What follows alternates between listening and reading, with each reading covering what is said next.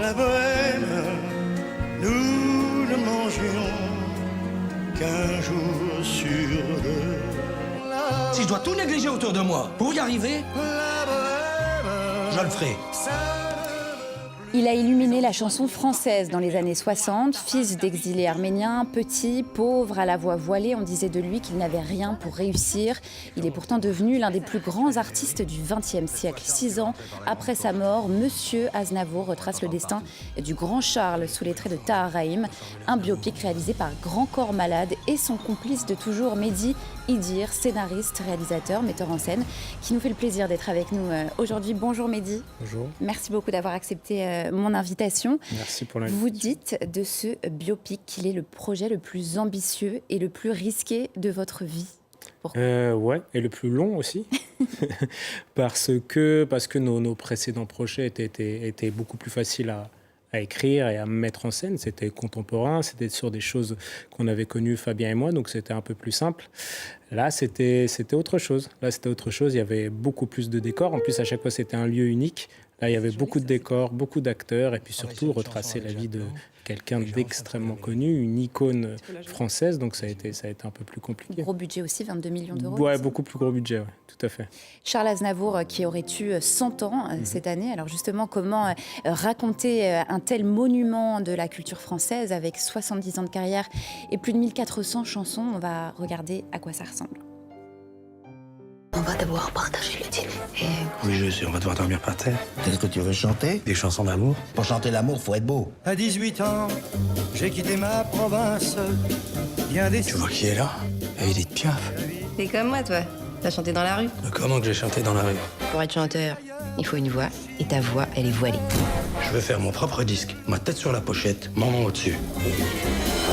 Faut qu'on passe à la vitesse supérieure. Les photos, les chansons et... Un Arménien, ça a la réputation de savoir compter. Aznavour ferait mieux de faire de la comptabilité. C'est pas du racisme, ça? Je vais convaincre chaque spectateur dans chaque salle et je chanterai jusqu'à m'en déchirer la glotte. Non, tu me dis ce qui va pas? Faut que je travaille plus, que je répète plus. On reprend. Mehdi Idir, ce film, c'est une histoire de famille aussi. Son producteur, Jean-Rachid Kalouche, est le gendre de Charles Aznavour. Sa sœur, Aïda, qui est aujourd'hui âgée de 101 ans, était présente lors de l'avant-première parisienne et elle était très émue. C'était énormément d'émotions pour elle et pour tous les héritiers d'Aznavour aujourd'hui. Oui, bien sûr. En plus, c'était la première fois qu'elle voyait le film. Donc déjà, ça a été assez émouvant qu'elle rencontre Tahar. J'allais dire Charles. Qu'elle rencontre Tahar. On reparlera de ça à celle qui joue son rôle dans le film. Et ouais, c'était important pour nous d'avoir un peu des retours de la famille. On a été très bien accompagnés par les enfants. Katia, sa fille, était présente tous les jours sur le tournage pour nous aiguiller un peu sur certaines scènes. Et surtout, ils ont validé et notre scénario et le film. Parce que voilà, il y a certains aspects de Charles qu'on voulait mettre en avant dans le film qui sont pas... qui sont un peu des défauts de Charles. Et on avait peur qu'ils nous disent non, ça, faut pas en parler. Mais au contraire, ils ont compris que c'était important pour le scénario. Au contraire, ils nous ont raconté 2 anecdotes en appuyant sur certains défauts. On disait, vous pouvez parler de ça aussi. Donc, heureusement qu'ils étaient là. Charles Aznavour lui-même avait donné quelques conditions pour réaliser ce film. Vous l'avez rencontré. Qu'est-ce qui vous a marqué immédiatement quand vous l'avez vu? Ce qui m'a marqué immédiatement, c'est sa curiosité. C'est-à-dire que la première fois que je l'ai rencontré, comme on peut le voir dans le film, Charles adorait filmer et prendre des photos. Il savait que j'étais réalisateur, donc tout de suite, il m'a parlé de caméra, d'appareils photo. Et puis, la dernière fois que je l'ai vu, il revenait d'un séjour au Japon. Il avait fait sa dernière tournée au Japon. Et il m'a parlé de designer japonais. Et là, il avait une veste avec un dragon dans le dos, une veste en soie. Et il me disait, en plus, vous êtes petite taille, c'est bien d'aller au Japon. Ils ont des choses pour nous.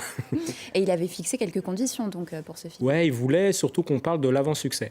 Voilà, ça a été une des grosses conversations avec lui. Et nous, on avait à cœur de parler aussi de ce qui se passe après, parce que c'est intéressant. Après le début de son succès, il y a 10 années magiques où il écrit tous ses tubes. Nous, on voulait parler de ça. Ça, il n'était pas forcément d'accord, je crois. Au début, mais après, il a vite compris que c'était intéressant pour les spectateurs. Donc Charles Aznavour voulait montrer ces années difficiles, notamment des difficultés qui se retrouvent dans toutes ses chansons d'ailleurs et qui en font la beauté. Je voudrais vous faire écouter une archive de Charles Aznavour. Il répondait aux questions d'un journaliste, c'était en 1964. Écoutez.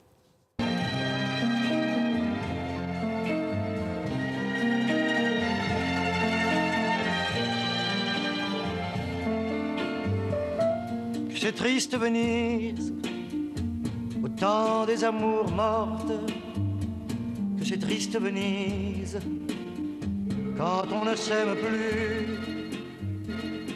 J'aime bien écrire pendant les vacances et ne plus écrire après. Ce sont toujours des chansons d'amour Presque toujours des chansons d'amour aussi. et souvent très tristes. Bah, vous savez, les gens heureux n'ont pas d'histoire en fait, alors les gens malheureux en ont. Les gens heureux n'ont pas d'histoire. Vous êtes d'accord avec ça ? Bah oui. Pourquoi ? Vous qui avez travaillé dans la vie scolaire ou dans Patient, sur l'expérience tragique du handicap ou sur les difficultés d'un collège de banlieue.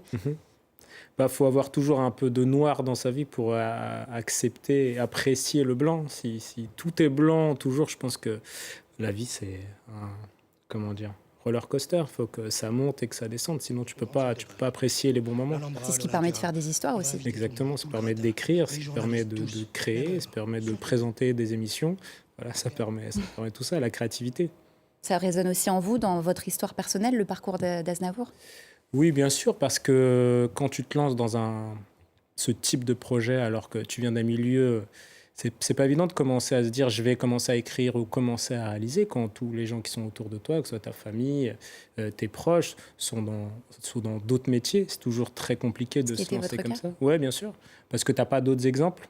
Pas d'autres exemples, donc c'est toi qui dois créer l'exemple, et c'est toujours beaucoup plus compliqué, surtout que quand tu te formes pas sur ça, tu commences un peu sur le tas comme ça, faut être passionné et jamais lâcher l'affaire, c'est ça le plus important. Et beaucoup travailler. Et beaucoup travailler davantage. Aznavour. En fait, c'est ce que m'a toujours dit ma mère, mais j'ai mis du temps à le comprendre. Quand j'étais petit, elle me disait toujours, tu devras travailler davantage, vu d'où tu viens, tu devras travailler. Vous n'avez pas beaucoup travaillé à l'école, par contre, je crois. Non, c'est ça. L'école, c'était pas Tout ne se joue trop pas à pour moi. l'école. Je passais mon temps à dessiner à l'école et à rigoler avec mes potes. Ouais. Alors, avec ce film, vous avez offert à l'un de vos amis, Tahar Rahim, le plus beau tournage de sa vie, selon ses propres mots. L'acteur dit que lorsqu'il a accepté le rôle, il s'est retrouvé au pied de l'Everest. Et pour cause, il n'a jamais autant travaillé pour un rôle. Il livre une performance vraiment habitée. Son engagement, il est total, du phrasé à la gestuelle. Comment vous l'avez dirigé ? Comment diriger un tel acteur ? Comment diriger un tel acteur ? En travaillant beaucoup. En fait, la chance qu'on a eue, c'est qu'on avait validé Tahar avant même d'avoir fini la première version de scénario. Donc tout de suite, on a pris ce scénario et puis on a parlé de chaque scène, de chaque phrase. C'est-à-dire que les places, même d'une seule phrase, étaient très chères. On a parlé de chaque phrase pour qu'on comprenne, qu'on dise... Et puis surtout, on changeait le scénario avec lui parce que de temps en temps, sur certaines scènes, il disait « Ah, moi, je la vois plus comme ça. Peut-être je pourrais jouer tel sentiment, telle couleur. » Et du coup, on changeait au fur et à mesure, on réécrivait. Et puis du coup, quand tu réécris une scène, tu réécris un peu celles qui sont en amont et puis celles un peu plus lentes. Donc ça a permis d'un peu de restructurer. Et c'était beaucoup de conversations. Et puis après, sur la gestuelle, il a tellement analysé Charles que ça, finalement, c'était la partie la plus simple, à part un peu les parties dansées, parce que comme j'ai fait pas mal de danse dans ma vie, du coup, ça, on travaillait un petit peu ensemble. Mais il avait déjà tellement pris le truc que cette partie-là, finalement, elle a été facile. Et ce qui est intéressant avec un acteur comme Tahar, c'est qu'en fait, il monte le niveau de tout le casting. C'est-à-dire que tout le monde vient sur le set, sur le tournage, en se disant, bon, il y a quelqu'un en face qui va m'envoyer du feu, donc il faut que je travaille en amont, il faut que je sache mon texte, il faut que je sois très très bon. Donc finalement, ça monte le niveau de tout le monde. Et il a envoyé du feu, c'est le moins qu'on puisse dire. Il s'est lui-même reconnu un peu dans le destin de Charles Aznavour. Il est lui-même descendant d'immigrés et fou de travail, surtout. Ça, c'est un trait caractéristique de cet acteur. On va l'écouter. On a beaucoup de points communs ensemble. Et ça m'a beaucoup rassuré pour pouvoir... trouver son ADN et laisser créer un peu son âme, si on veut, d'une certaine manière, et le laisser parler à travers moi. Mehdi, votre vie, c'est aussi une grande histoire d'amitié personnelle et artistique avec Grand Corps Malade. Je ne peux pas ne pas en parler. Grand Corps Malade avec lequel vous avez collaboré sur 3 films notamment. Il y a eu Patient en 2017, La vie scolaire en 2019 et Monsieur Aznavour qui vient clore ce triptyque donc en 2024. Dans le film, on entend notamment Edith Piaf dire à Aznavour, je cite, « Pour réussir, il faut mener une carrière en solo et ne pas être marié. » Pas mal. On me l'a pas encore dit, celle-là, bravo. Vous en pensez quoi de ça ? En fait, ce qui est assez drôle, c'est qu'au fur et à mesure de l'écriture du film et de la préparation du film, on s'est rendu compte que ça ressemblait un peu à ce qu'on est en train de vivre, parce qu'effectivement, je savais qu'après ce film-là, Fabien allait partir plutôt sur une carrière musicale. Fabien, Grand Corps Malade. Il fait un peu de musique, je ne sais pas si vous connaissez. Et il débute. Et du coup, moi, je savais que j'allais partir sur des projets solo. Donc, j'ai un projet de série que je vais écrire et réaliser. La vie scolaire, voilà, qu'on va faire en série, et un projet de film. Là, c'est trop tôt pour en parler. Que je vais faire un peu tout seul. Donc, effectivement, mener une carrière en solo, je suis plein dedans. Là. Ça y est, vous quittez Grand Corps Malade, c'est officiel ? C'est une pause. Voilà, une pause. On va se vous allez vous retrouver, forcément. Quand on s'aime, on se retrouve. C'est sûr. On a l'habitude de terminer cette émission avec un coup de cœur culturel. Vous avez choisi le nouvel album de l'auteur-compositeur-interprète Nicolas MNE, en hommage à la terre de ses ancêtres, le Monténégro. Qu'est-ce qui vous a plu ? Qu'est-ce qui m'a plu, c'est que c'est un jeune compositeur, auteur, interprète qui a travaillé avec Fabien sur son dernier album. Ils ont un duo que je vous conseille. Et on a appris un petit peu à le connaître et on l'a adoré tout de suite. Pour son âge et le fait qu'il débute, je trouve qu'il a une énorme maturité et que je pense qu'il va aller très très loin.